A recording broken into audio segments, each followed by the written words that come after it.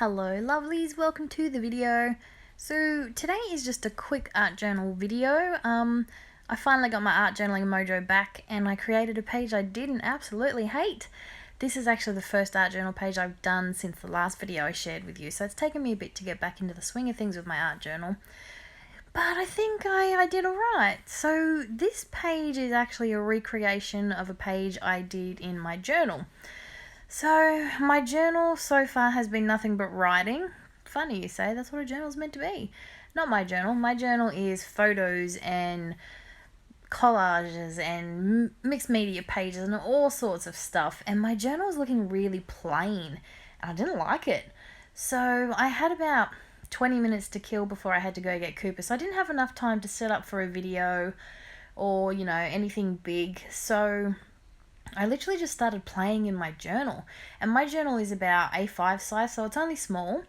And I just played with some paint and made a few marks. And then I went and found something that I hadn't used in a while, which was my Dina Wakely collage tissue paper.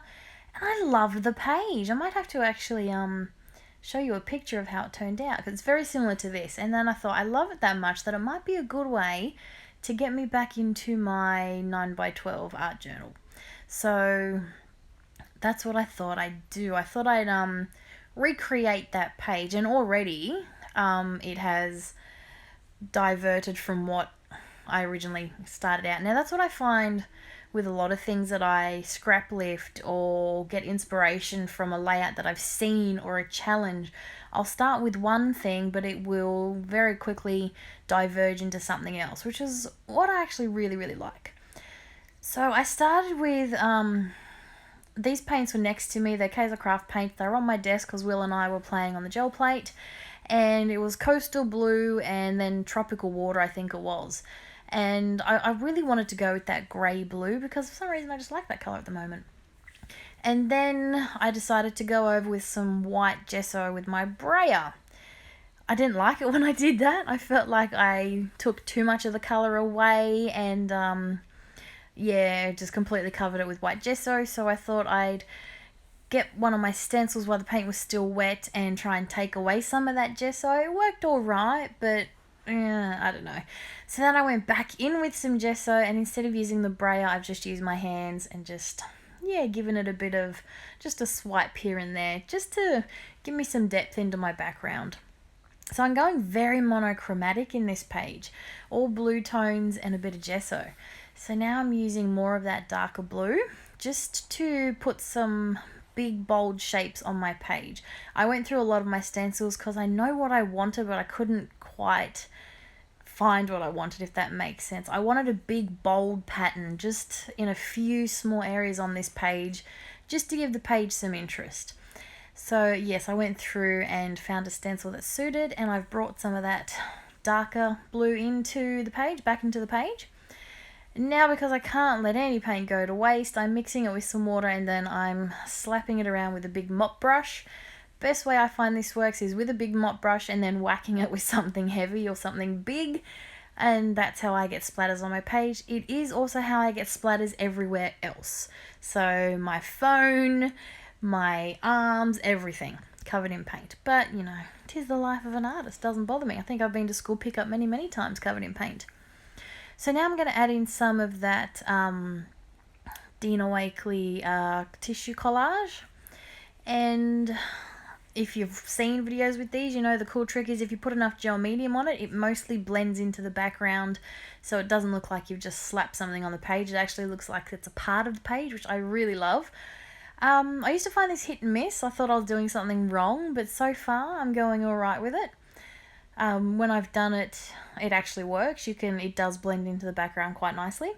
I was just trying to figure out where to put it. I don't like having random heads just floating in the middle of a page. I normally have them anchored to something. But I didn't want this down in the bottom corner. I really liked that bottom right section, which is weird, I know, but I liked the texture from the brayer and then the big bold circle. So I ended up sticking this head right in the middle. But, it works for me. I just wanted to get back into creating and just get the mojo happening again and just be happy with something I created. So I'm sticking this down. This pink thing here I had one, I think, in blue ages ago, and I told you what it was, but I accidentally ruined it, so I did another one. So this is actually a really cool tool from Kmart. It is called a spoon rest. So those little grooves there, you rest your spoon on it for your bench. So it's in the kitchen section. I find it great as a palette. I tend to use my craft mat as a palette, and I get paint everywhere. So this way I've got this little silicone palette sitting on my desk, and I even have somewhere to rest my paintbrushes. So yeah, it cost me like $1.50. So I do love this little tool. I love Kmart. Kmart, you find all sorts of cool stuff. So just adding some more of that blue, and I just wanted to add some paint around the edges of my tissue image, just because I wanted to sort of blend those edges in a little bit. Then I didn't like it because it was too noticeable, if that makes sense, so I ended up wiping it away. Basically, I'm just trying to merge this image on the foreground into my background. So that's what I'm doing with my paint. And then once again, leftover paint, just slapping onto another page, because no paint goes to waste. It'll be interesting to see what I do with that page. But considering I managed to turn a neon pink double spread of leftover paint into something I like, I'm fairly confident I can do something with that. So I'm going to dry it all off, and then I'm going to add some journaling. But the thing is, the pen I'm using is a very, very fine tip, so it's like a 0.038. So you can't actually see what I write very well. For me, that works for the moment, because obviously it was some journaling. You know, sometimes you want to hide your journaling, or it's personal to you.